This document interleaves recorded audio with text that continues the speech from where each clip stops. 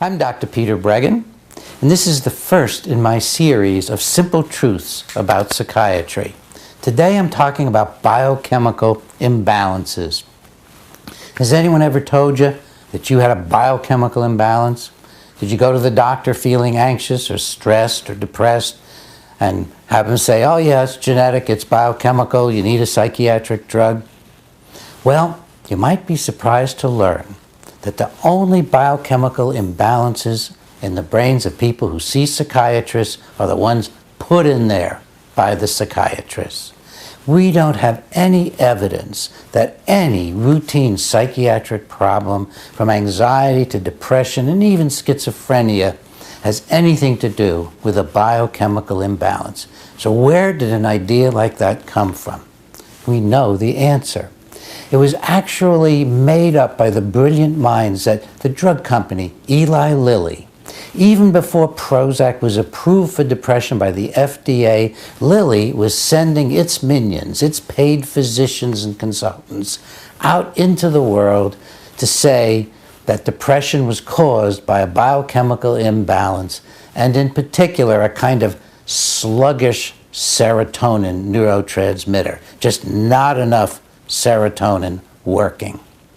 But Lilly knew from the beginning that it wasn't very simple, that this drug Prozac wasn't exactly going to jack up your serotonin like it was supposed to.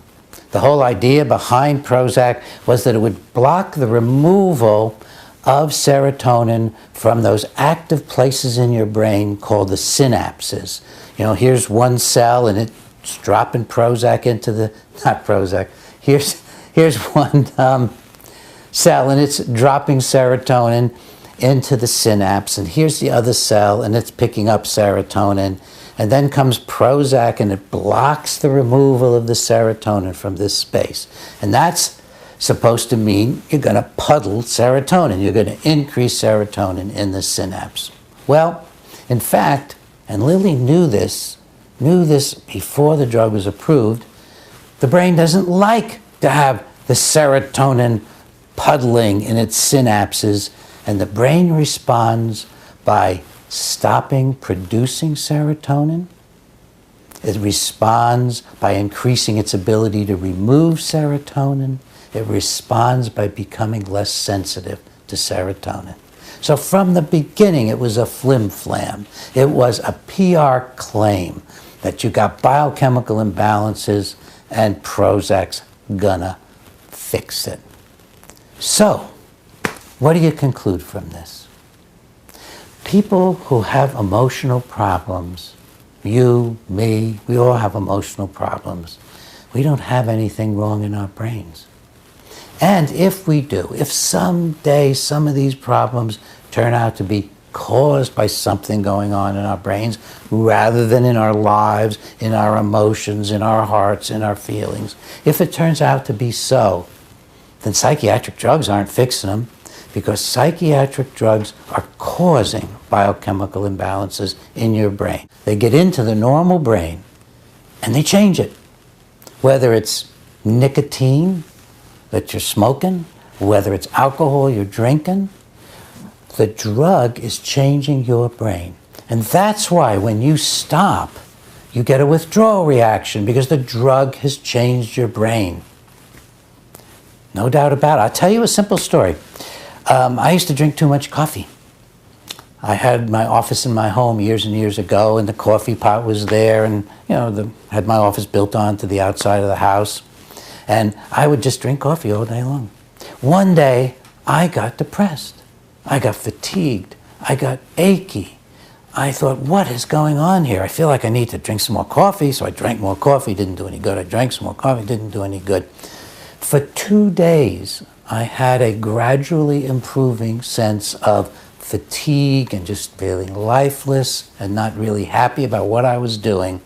And then on the second day, my wife Ginger said, I could hear her voice from the kitchen, oh my God, honey, I put the decaffeinated coffee into the coffee can. You've been in coffee withdrawal for 2 days. Now, if coffee could do that to you and be that confusing to me, a psychiatrist who knows about drugs, So confusing I didn't know what my feelings were, that I thought I was depressed when I was going through withdrawal from a mild stimulant. Imagine withdrawing from other psychiatric drugs, and that will be a separate story for you. But right now I want you to know that the biochemical imbalances in your brain right now, if you're taking psychiatric drugs, are caused by the psychiatric drugs. Consider how a drug is selected to be studied as a psychiatric drug. Well, it can't be studied by showing it corrects biochemical imbalances, because we don't know about any biochemical imbalances.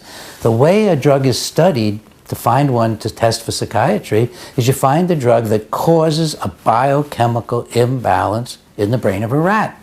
It causes a biochemical imbalance in the normal brain of the animal. And that's just what Prozac did, it's what Paxil or Zoloft does, it's what Abilify or Risperdal does, it's what all the psychiatric drugs do. They muck about in the brain in this marvelous, complex, incredible organ, more complicated than the whole rest of the universe. It's a toxin in there that's changing things in ways in which we can't anticipate. Then it becomes up to the drug companies to promote that it's not causing a biochemical imbalance, it's curing one. So listen, get focused on what's real. And what's real is our struggles to live, our struggles to be happy, our struggles to overcome childhood problems and adult stresses. Get focused on yourself as a human being who's alive and whose brain is adequate to the tasks ahead.